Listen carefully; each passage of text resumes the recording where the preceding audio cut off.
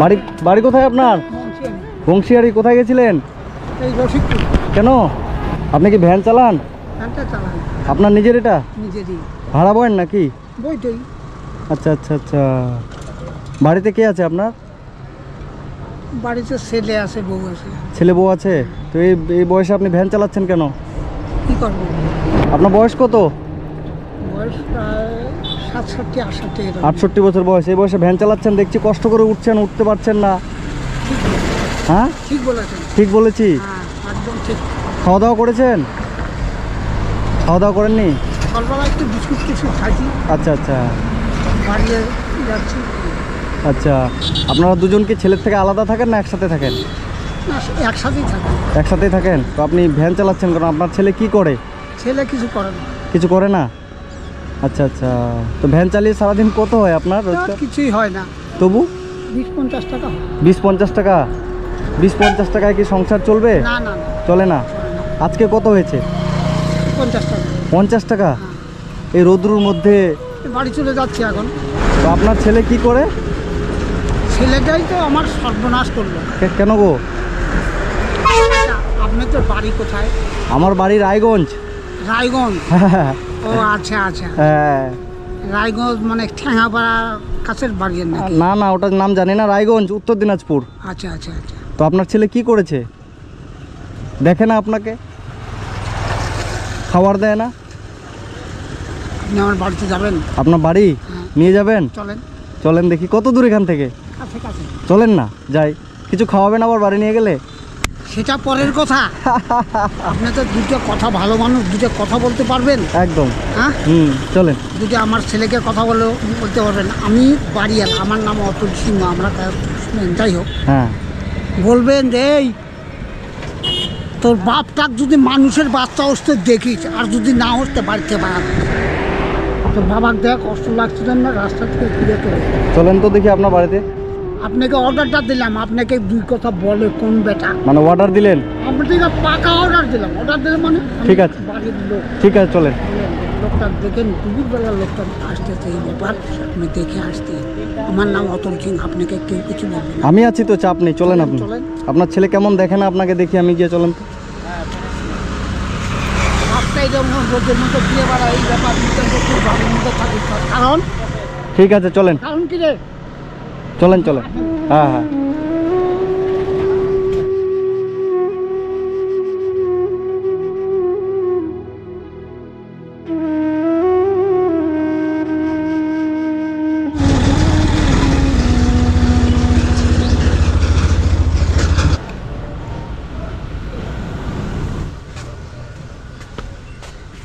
Van যে চালায় দাদুর বাড়ি কোনটা?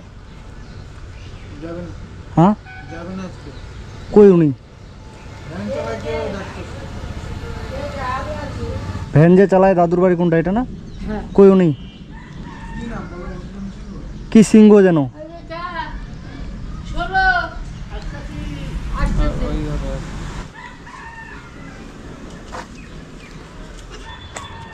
এই ভ্যানটা তো আপনি নিয়ে আসলেন না ব্রিজ থেকে? আমার ভ্যান, আমার নাম অতুল সিং। অতনু সিংহ। আপনি তো বাড়ি আসতে বললেন আপনার।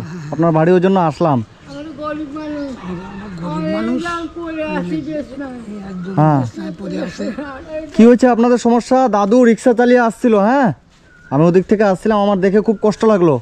দুপুরবেলা উনি এই রোদ্রুর মধ্যে রিক্সা চালিয়ে ওভারব্রিজ উঠছিলেন, উনি উঠতে পারছিলেন না। তো এই জন্য দাদু বললো যে আমার বাড়িতে চলেন, আমার বাড়িতে চলেন, আমার বাড়ির অবস্থা একটু দেখবেন। ওই জন্য আপনার বাড়িতে আসলাম। এসে দেখছি তো খুব সুন্দর বাড়ি।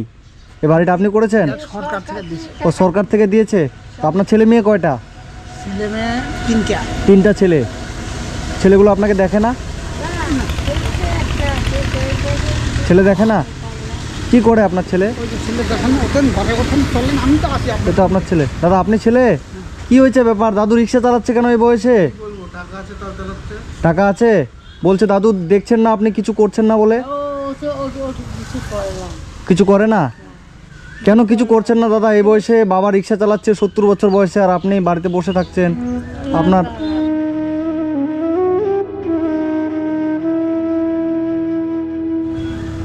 তো কি দাদু, কি সমস্যা বলেন? আপনি এদিকে আসেন, এখানে দাঁড়ান। আপনাকে কিছু আমি হেল্প করব, ঠিক আছে? আমি কিছু আপনাকে সাহায্য করতে চাই। কিভাবে সাহায্য করতে পারি বলেন? সেটা আপনার ব্যাপার, কীভাবে করবেন হ্যাঁ আপনার ব্যাপার। আপনাকে আপনি যে রিক্সা মানে একটা তো আপনি যে রিক্সা চালিয়ে আসছিলেন দাদু, আমার খুব কষ্ট লেগেছে, সত্যি বলছি, রোদ্দুর মধ্যে আমার অনেক কষ্ট লেগেছে দিদা। হ্যাঁ আমরা আসছিলাম, দাদু আসছিল, এত কষ্ট লেগেছে বলে বোঝাতে পারবো না।